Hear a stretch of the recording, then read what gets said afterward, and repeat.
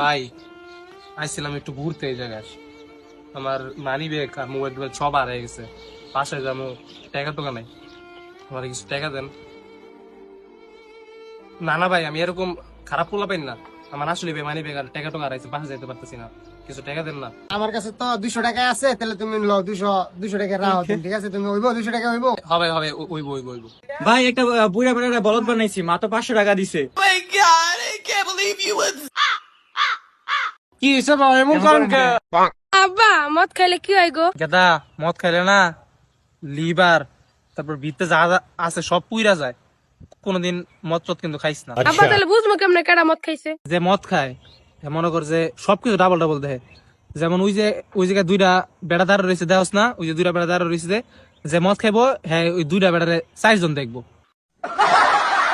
আরে তুমি কি কও? ওনা না একজন মানুষ খার রইছে। চুপ, বেশি কথা কস। জানতে আল্লাহ তুমি আমার তৌফিক দাও।